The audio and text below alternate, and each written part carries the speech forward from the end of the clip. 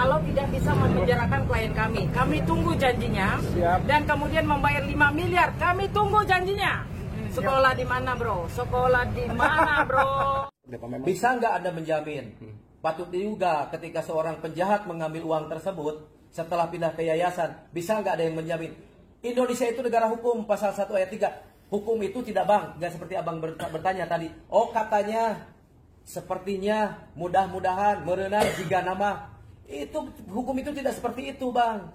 Dan kepada Bang Farhat, Bang RD Lo, CS ya, agar lebih lebih pakai hati lah ketika bicara, lebih bijak ketika bicara tentang bagaimana menyikapi kewenangan kita sebagai pengacara. Nanti akan terungkap semua latar belakang rekam jejak digital maupun rekam media sosial, itu akan terbuka semua.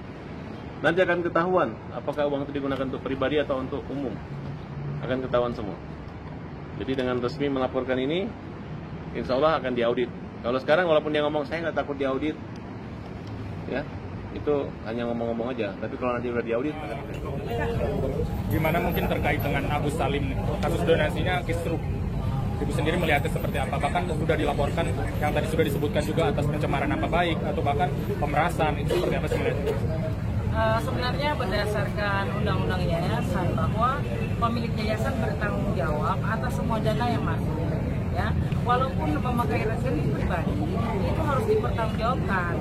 Ada di Permensos itu mengatakan bahwa harus ada laporan berkala dan wajib juga melaporkan kepada akuntan publik. Dan akuntan publik ini akan dicek oleh Permensos ya, dan oleh Kementerian Keuangan. Jadi apa yang dilakukan oleh Teten Novi sudah betul ya. Ini uang masyarakat, uang yang harus dipertanggungjawabkan dunia akhirat gitu. Jadi kalau tidak digunakan dengan baik, saya rasa itu kesalahan bukan kepada Teten Novi, tapi kepada orang yang diberikan kesempatan untuk dibantu tapi tidak menggunakan waktunya dengan baik. Tapi ada yang bilang kan kalau misalkan udah hak Agus, uang itu adalah hak Agus. Udah, ya, mau diapakan aja. Mau diapakan aja, itu gimana pendapatnya? Mungkin kalau secara pribadi, misalnya dia membuka donasi sendiri, saudara-saudaraku, netizen dan citizen, saya sedang sakit mata, bisakah membantu saya? Boleh.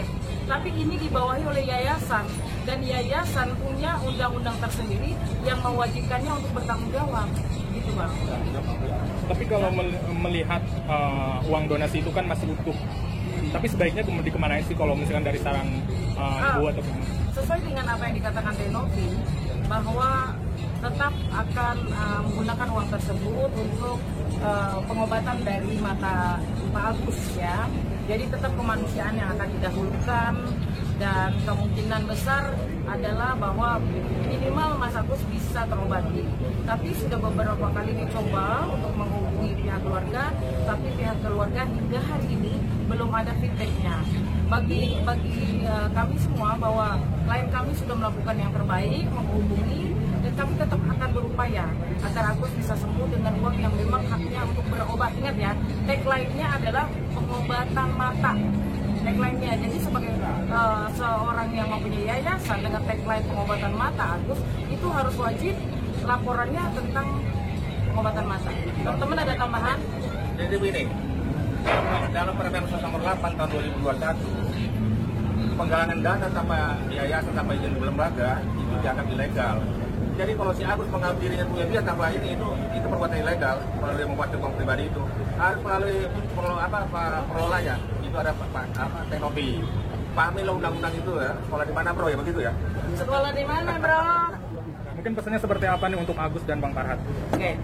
Untuk Agus, tetap kemanusiaan kami untuk Mas Agus. Semoga uluran tangan dari Tenovi diambil ya, karena memang ada hak Bang Agus di sana untuk pengobatan sampai sembuh, dan itu haknya di sana.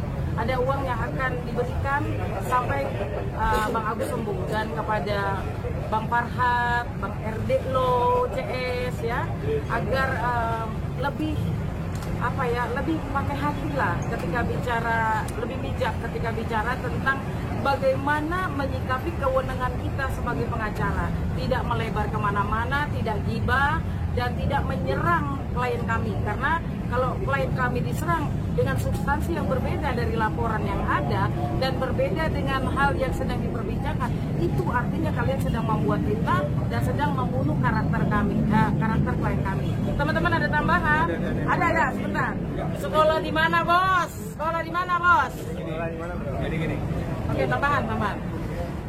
Kami para advokat pengacara ini beramai-ramai mendukung Mbak Novi ini bukan semata-mata karena Mbak Novi aja ya, tetapi karena perbuatan baik yang jarang-jarang sekali ketemu sama kayak Mbak Novi ini. Jangan gara-gara satu orang yang sudah menerima manfaat, kesempatan yang lainnya untuk menerima manfaat yang sama di musibah yang lain jadi takut trauma nanti. Jadi kita dorong Mbak Novi terus berjalan dan urusan-urusan hukum kami yang atasi tentu pendekatannya lebih kepada bagaimana ada solusi yang lebih moderat lah, tak perlu perang lah, supaya yang lain yang berhak dapat ke depannya itu juga dapat giliran, jangan egois. Itu suruhan kita ya. Berarti udah cukup. Sekarang berarti ada lebih baik untuk mencabut laporan kah dari Agus ini? Ya harusnya seperti itu. Tapi kalau memang niatnya membunuh karakter, apalagi memenjarakan orang, mau tak mau ya kita lawan pasti. Nah, ini negara hukum. Nggak mungkin dong orang yang tersakiti lalu menanggung efek akibat dari perbuatan baiknya. Kebolak-balik itu pasti kita lawan. Ya, tapi sebaiknya ayo kita kasih edukasi ke masyarakat Indonesia dengan ada yayasan, muncul yayasan yang lainnya bergerak kemanusiaan yang sama. Jangan kita pertontonkan moral jelek kita ini, jelek kita pengacara. Itu kawan-kawan saya ya. Tapi soal tuduhan adanya, bahkan dituduh Mbak Novi ini dugaan narkoba, itu seperti apa sih? Lain konteks itu. Kita semua cuma pengen satu kalimat saja.